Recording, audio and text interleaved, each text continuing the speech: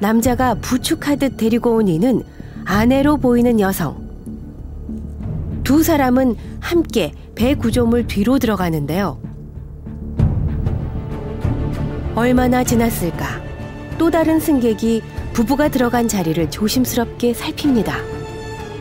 배의 구조물 뒤와 난간 아래까지 확인하던 승객은 급히 어디론가 향합니다.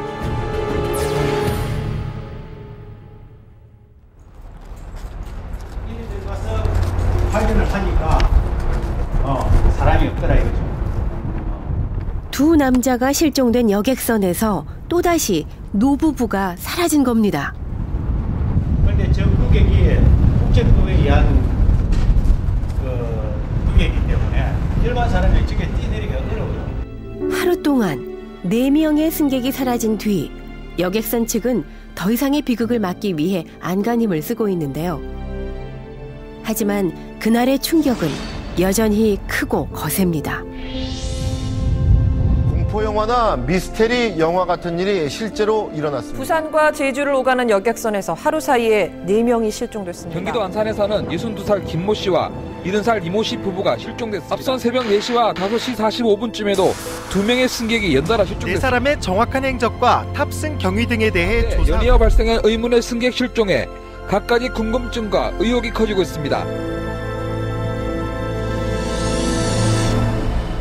10월 1일 벌어진 비극은 일명 여객선 미스터리라 불리며 온갖 소문과 추측을 낳고 있는데요.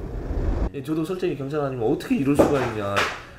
뭐 약속이나 한 것 같이 그것도 같은 날에 나이대가 막 차이 나는 것도 아니고 거의 비슷한 연배에 또 2명은 대구 사람이고 해가지고 그 연관성을 우리도 많이 이렇게 조사를 해봤거든요.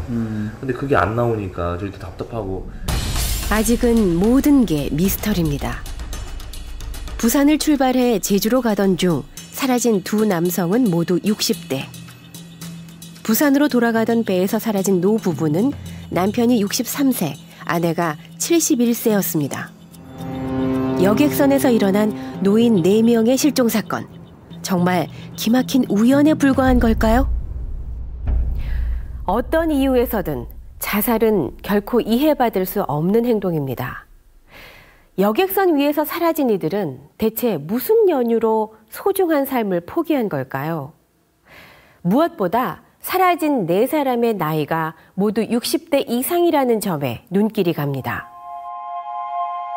아무런 연관도 없는 두 남자와 한 쌍의 부부가 어째서 같은 날 한 여객선에서 똑같이 안타까운 선택을 하게 된 것일까요? 실종이라는 결론만 있을 뿐 그들이 배에 오른 이유는 아직 밝혀지지 않았습니다. 유서를 남기고 사라진 김진수 씨의 행적부터 찾아보기로 했습니다. 여객선에서 가장 먼저 실종된 김진수 씨. 그의 마지막을 직접 목격한 사람은 없습니다. 다만 가지런히 벗어둔 신발과 가방에 있어 김 씨가 스스로 몸을 던진 것으로 짐작되는데요. 가방 속에 남아있던 유서엔 절망적인 심경 고백이 담겨 있었습니다. 목숨을 버릴 만큼 큰 절망이 무엇인지, 어쩌면 유서에도 다 담지 못했을 그의 이야기는 무엇이었을까요? 모두 오해 살다가 2012년 8월 24일 날 이사를 갔어요. 이미 2년 전에 이사를 갔답니다.